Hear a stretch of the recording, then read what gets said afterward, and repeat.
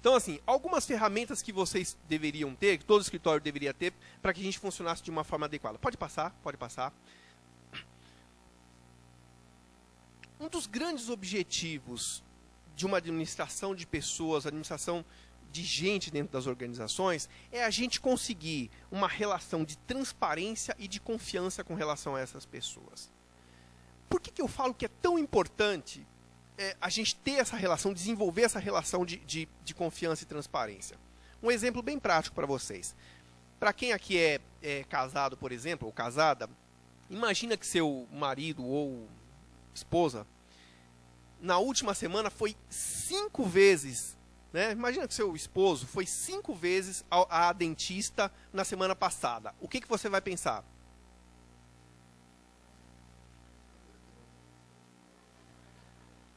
Tá vendo? As mulheres nunca nos entendem, entendeu?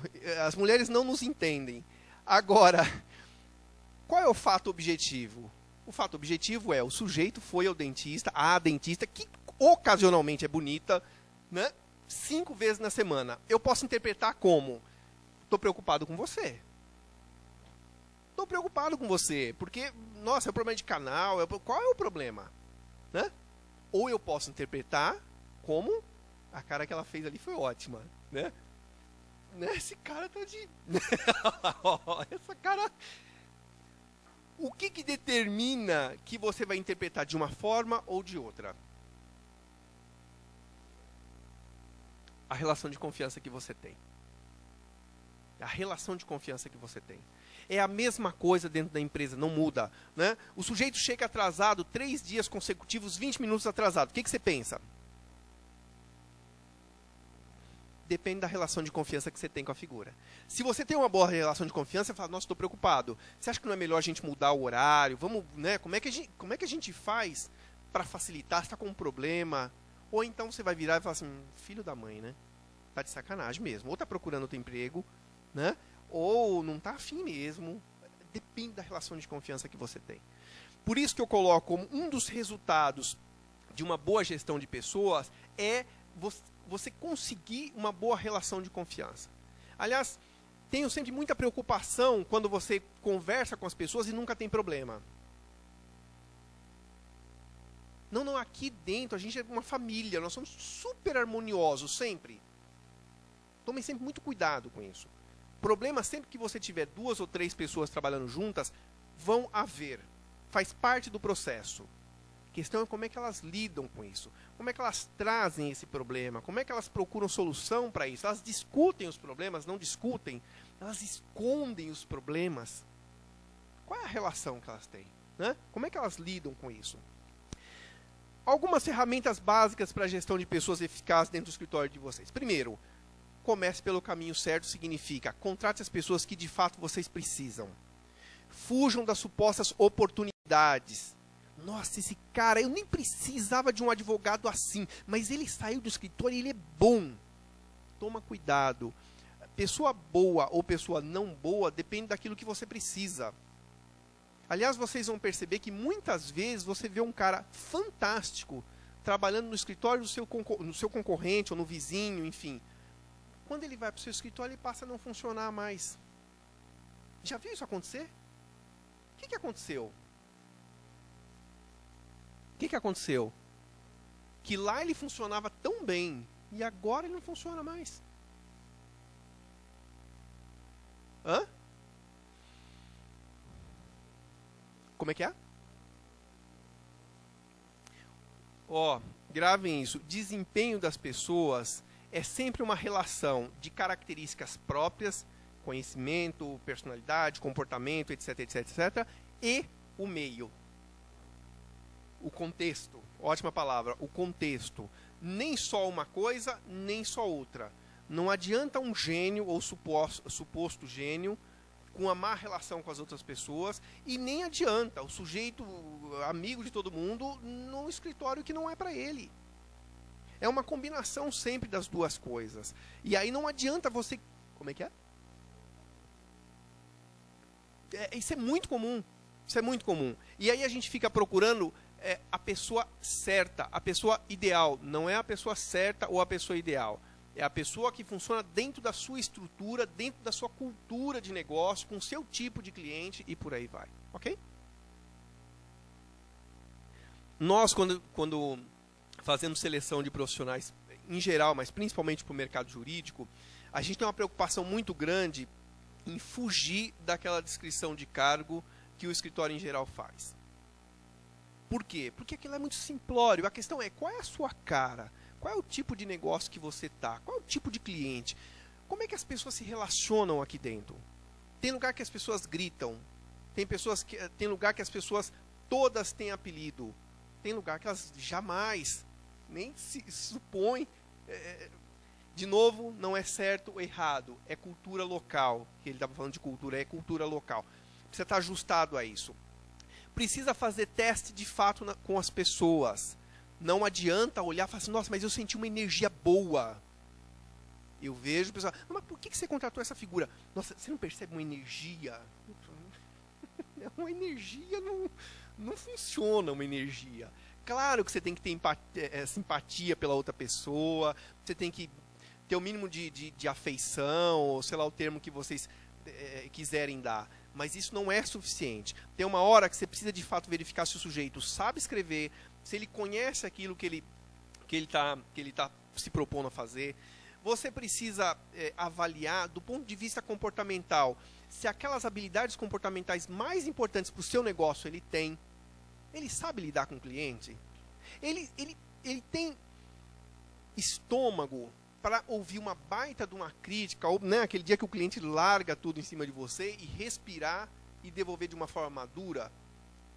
São essas coisas normalmente que fazem as pessoas sair do escritório ou serem saídas do escritório. É esse tipo de coisa que você tem que avaliar ali. Se você não sabe como fazer essa avaliação, procura quem sabe. Não é obrigatoriedade de vocês quererem se desenvolver em todas as áreas do escritório. Mas precisa saber que esse é um momento importante para o escritório de vocês ou para a equipe de vocês. Selecionei adequadamente, defina um plano para essa pessoa dentro da empresa. Não adianta contratá-la e falar assim, bem-vinda, esse é seu computador, manda bala. Assim, ó, torço por você. Bacana, torce por ela também. Mas defina, qual é o horizonte que você pode chegar aqui dentro do escritório? Você não precisa ter um plano de carreira detalhado, com todas as posições que o cara pode alcançar, etc, etc, etc. Se você tiver, melhor. Mas às vezes sua equipe é pequena e você está numa fase de transição que nem você sabe direito como é que vai ser isso para o futuro. Mas é importante você dar alguns caminhos, você mostrar alguns caminhos para essa figura. Da mesma forma, treina. Pô, mas eu estou contratando um advogado que já tem 3 anos de formado. Ele já deveria saber. O que vocês acham disso? Ele já tem 3 anos de formado, inclusive já fez pós-graduação. Está pronto.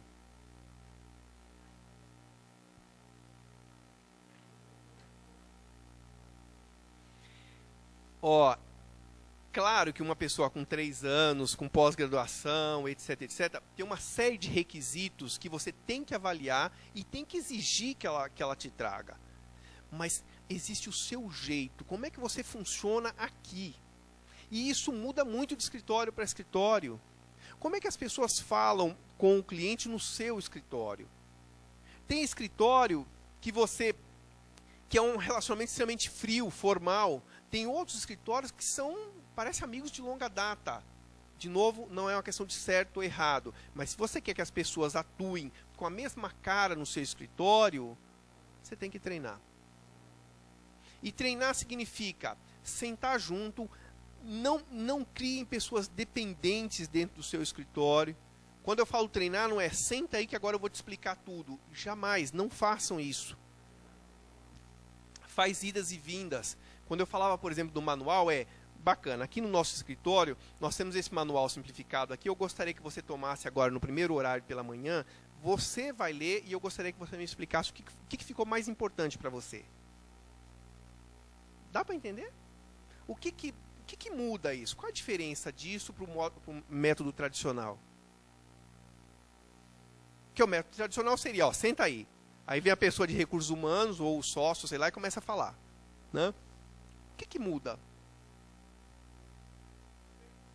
Abertura, que mais?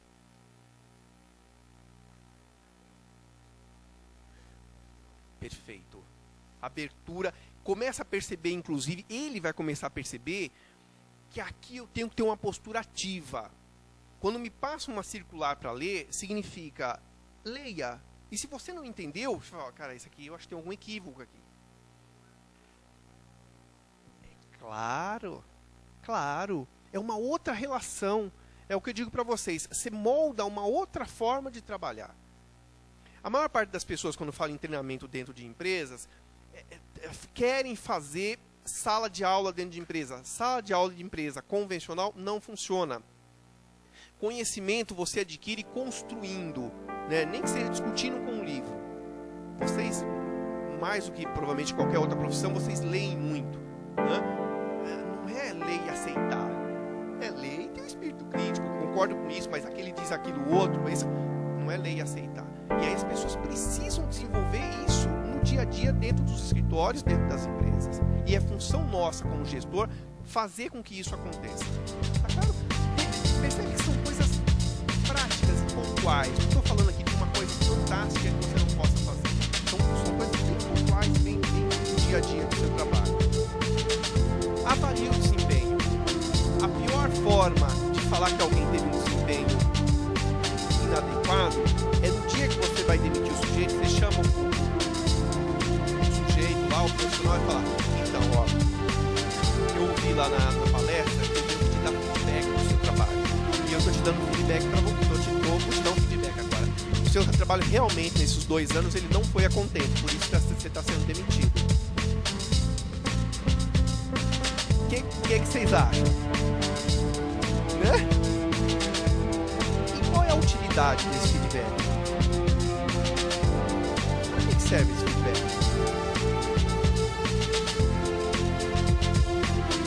Sim, deveria. Mas nessa situação, depois de 2 anos na hora de demissão, para que serve? Ou para criar um inimigo, ou para desopilar o meu próprio fígado. Falar, nossa, fiz o que tinha que fazer, falei a coisa certa. Nossa, estou tão aliviado. Feedback não é para te aliviar. Feedback é para mostrar para você aquele ponto que você pode melhorar ou aquele ponto que eu quero reforçar. Caramba, que trabalho bacana que você fez a semana passada. Faz parte do processo de desenvolvimento. Não é o meu objetivo te deixar para baixo ou te deixar para cima de forma superficial. A ideia é auxiliar o seu processo de desenvolvimento. Agora, se você não tem critérios para essa avaliação, ela fica muito subjetiva. Então é importante você ter uma sistemática de fazer isso. Semestralmente, anualmente, faz uma avaliação da sua equipe. Isso não tem a ver, quando eu falo da avaliação semestral ou anual, não quer dizer que você tem que esperar o semestre para dar feedback. Tá claro isso? Significa só que nesse período, com certeza você vai ter uma avaliação de desempenho. Agora, você fez um trabalho fantástico ontem, hoje é o dia que você está aqui e fala, caramba, que legal. Ou o contrário. Mas tenha isso. Em todos os processos de seleção que a gente faz no escritório, uma das maiores reclamações que os profissionais têm em relação aos ex-empregadores é eu não tinha feedback das pessoas. Parece incrível isso. Mas a maior parte das pessoas reclamam por não ter feedback. Eu digo para vocês, como é que é aquela frase? Falem mal, falem bem ou falem mal, mas falem de mim, né? A pior coisa para as pessoas não é receber um feedback negativo, é não receber nada, é não ter nenhuma sinalização, é a indiferença. Aliás, vamos exercer um pouquinho da maldade, né? Todos nós temos um pouquinho de maldade, vamos exercer um pouquinho. Quando você quer tratar mal, não precisa se gritar, etc. Não convida para almoço, por exemplo. Convida todo mundo e não convida a figura. Olha que estratégia boa, né? Tem gente já falou, não tinha pensado nisso, né? Vocês já entraram numa empresa ou num time e é engraçado, todo mundo saiu, vamos almoçar. Esqueceram você lá. E você acabou de chegar e a sala. Já passaram por isso? Ou na 6ª série, né? Para os mais antigos aí, quando você acabou de chegar num colégio novo, e aí já tem a galera, já tem toda a sua turma. E aí na hora do recreio todo mundo sai correndo e você fica. Já passaram por isso? Qual é a sensação? Hã? Ótimo, me livrei dessa cambada. Pode ser, eu não tinha pensado por esse aspecto. Mas em geral, qual é qual é o sentimento que vocês têm? Hã? Desamparo, né? Rejeição. Uma das piores coisas para as pessoas no time de trabalho é a exclusão. Uma das piores coisas é a exclusão. Então, tomem cuidado dentro da equipe de vocês para que isso não aconteça. Para que você, como gestor, não exclua as pessoas, e para que as pessoas em si não se excluam mutuamente, por aí vai. O feedback constante, ele mostra que você está preocupado com o desempenho da outra figura. Que eu estou imbuído, de fato, do desejo de te ajudar no seu desenvolvimento. É para isso que ele deveria, inclusive, servir. Distribua os resultados. Quais escritórios aqui tem processo formal de distribuição de resultados? Anual ou semestral? 1, 2. Funciona. Crie regras claras para a distribuição dos resultados. E eu falo isso para não ficar... Tem um cliente nosso que ele fala, no final do ano a gente dá um picolé pro pessoal. O que é o picolé pro pessoal? Não é picolé, não é assim, nossa, eu achei que esse ano você foi legal, então vou te dar um troco.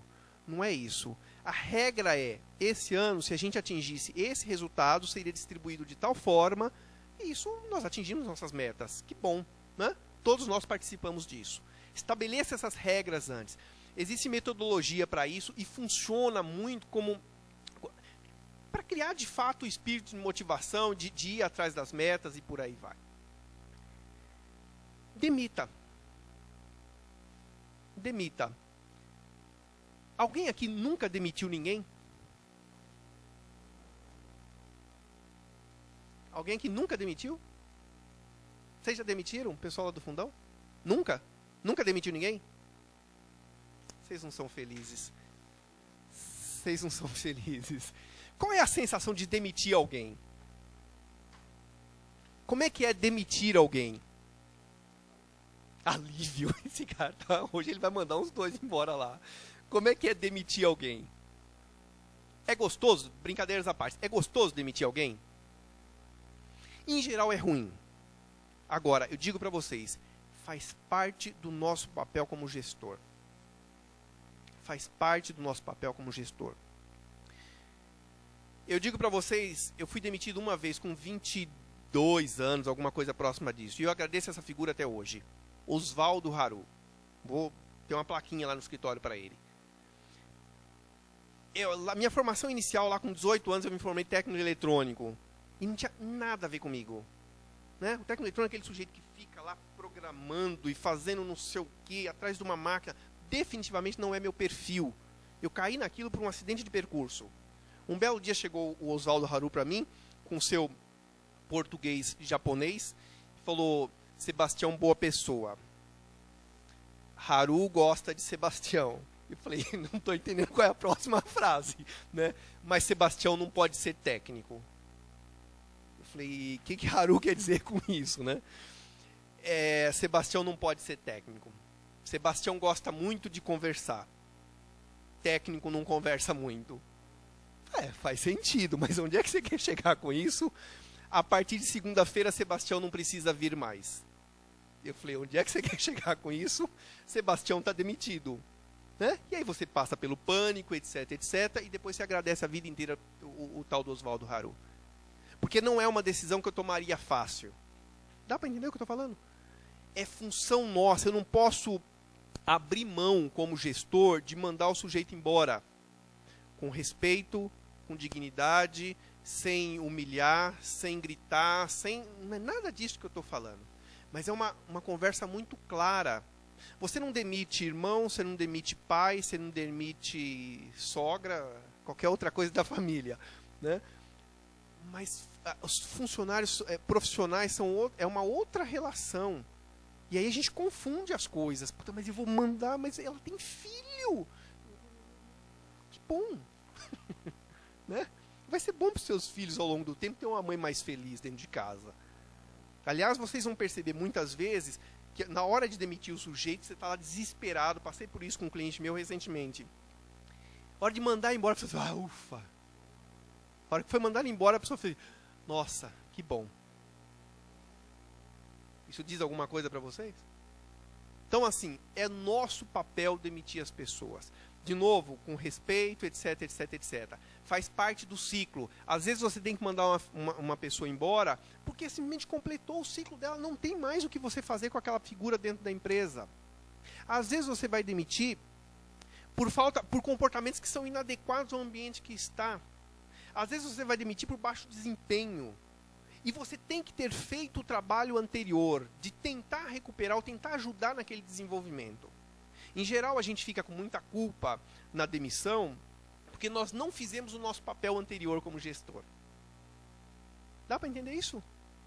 Claro, eu nunca te falei nada em 2 anos, agora eu tenho que te mandar embora. Aí eu preciso criar uma história. Sebastião, mas o que eu falo para ele? Ué, fala para ele os problemas que você teve nesses 2 anos. Você não falou para ele? Não, não falei. Então agora você está com problema mesmo. Agora, se a gente vem discutindo ao longo dos últimos 6 meses e o desempenho não melhora e a gente está caminhando em linhas diferentes, em caminhos diferentes, é natural. Vocês vão perceber que o processo realmente não era mais para estar aqui, não é minha praia. Bacana. E vamos ser felizes. Aliás, quantas pessoas que vocês vão demitir e depois de algum tempo vão se transformar, ou vão manter relações que vocês tinham antes. Sinal de que a demissão foi bem feita, né? Não prejudique o negócio de vocês pelo receio de demitir. Faz parte do ciclo. Faz parte do ciclo natural da relação das pessoas dentro de uma empresa.